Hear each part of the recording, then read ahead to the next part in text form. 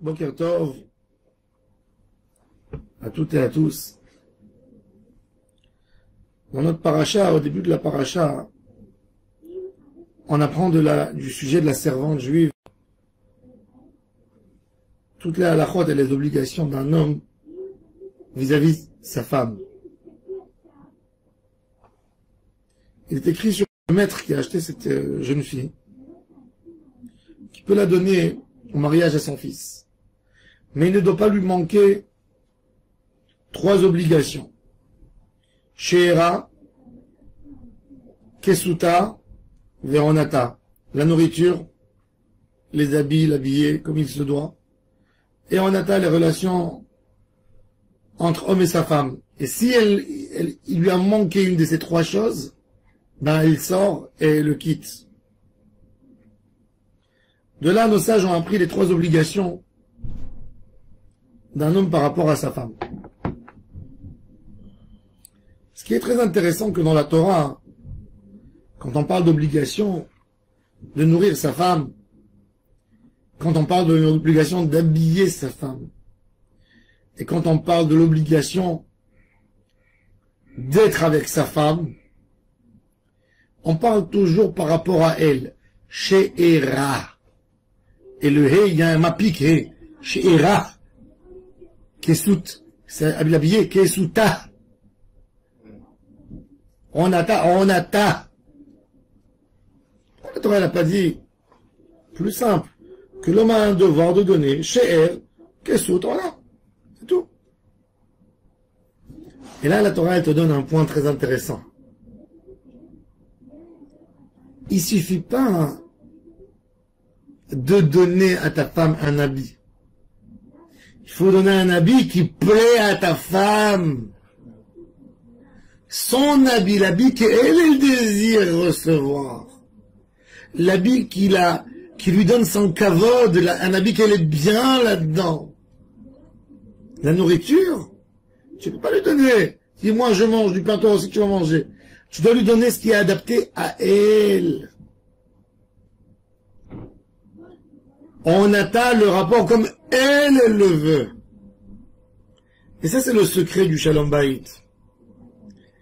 Toi, elle dit, il y a beaucoup d'hommes qui donnent. Mais qu'est-ce qu'ils donnent? Ils donnent ce que eux aiment. Il y a un homme, il va choisir pour sa femme un habit. Ce qu'il ne faut pas faire, c'est dangereux. Vaut mieux la laisser, lui poser la question, qu'est-ce qui lui plaît. Mais l'homme, il dit, j'aime voir ma femme habillée en noir. Alors, tu n'habilles pas ta femme pour qu'elle s'habille. Tu l'habilles pour que toi, tu la vois belle. Et c'est ça ce que la Torah, justement, elle te dit, non. Tu vas l'habiller comme elle veut. Le Rambam nous dit, dans Ilchot Ketubot, il y a beaucoup de minagim dans la Ketouba.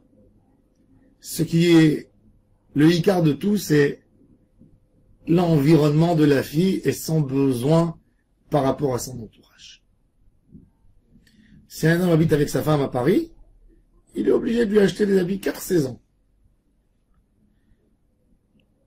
Été, hiver, printemps, automne, il est obligé. Pourquoi? Parce que c'est la norme. S'il vit avec elle dans le désert, il peut lui acheter une djellaba. Mais l'idée, c'est elle, toujours. Et c'est avec ça qu'on a une autre dimension de la beauté du mariage.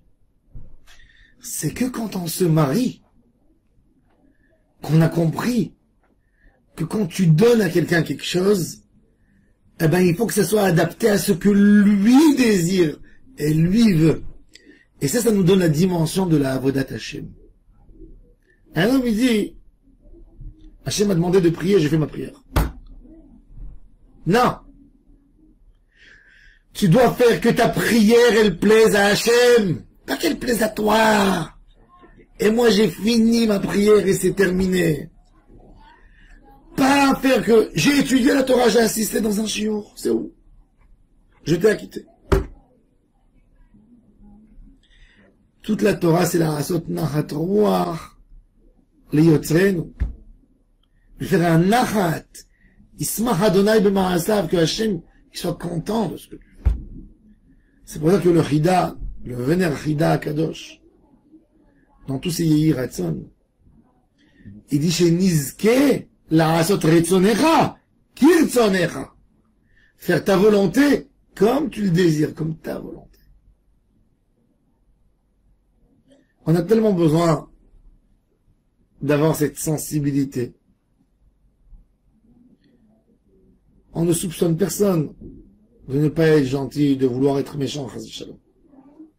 Mais combien de fois on tombe là-dedans, que le plaisir qu'on a envie de faire, il soit adapté à nous.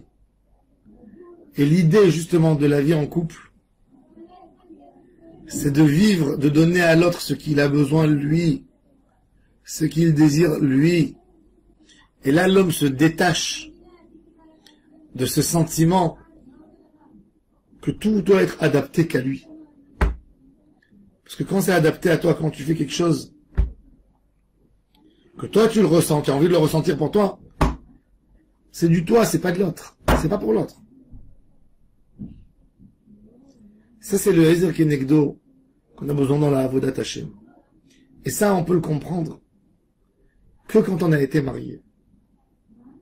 Qu'une femme, elle peut dire à son mari, t'as tout fait, mais c'est pas ce que je voulais. T'as tout fait, mais c'est pas ce que je voulais. Toi, tu es satisfait de ce que t'as fait. Mais moi, je n'ai pas reçu ce que je voulais. Et ça, c'est la vie en couple. Que tu comprends qu'il suffit pas de faire un V, mission accomplie. Non, c'est là qu'il doit dire, est-ce qu'il a reçu? C'est pas toi. Quand on a compris ça, toute notre avodat Hashem, elle change, même avec Hashem. Parce que c'est plus, allez, je suis parti à la prière, c'est fini. Non. C'est pour ça que la Gemara, elle nous dit qu'un homme qui est sans femme, il est sans Torah. Il est sans Tfila, il est sans Simcha. Parce que toujours dans sa Simcha, il croit qu'il est Saméach. Mais l'idée, c'est de donner à l'autre. Notre rapport avec Akadosh Baruch Hu, c'est d'avoir, en fait, un feedback d'Hachem qui me dit, je suis content de ta Tfila. Je suis content de ton limud Torah. Qu'est-ce qu'on dit dans les Korbanot? On termine V'arva l'Adonai minchat Yehuda.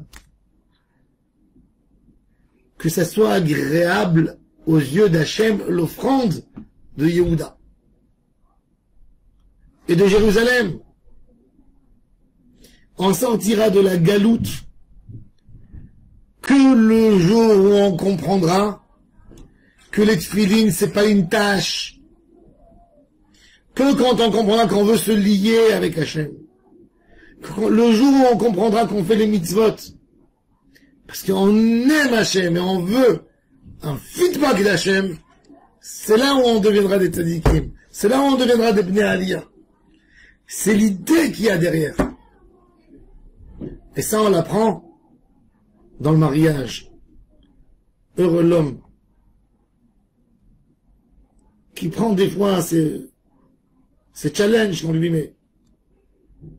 Pas comme des préoccupations et des soucis, mais comme ce qu'il accélère pour évoluer, pour faire du bien. Cet homme va évoluer et va atteindre des hauts niveaux même par rapport à Kadosh Baruch Hu. Baruch Adonai Le'olam, Amen, Amen. Shabbat Shalom, U'Mevorach à toutes et à tous.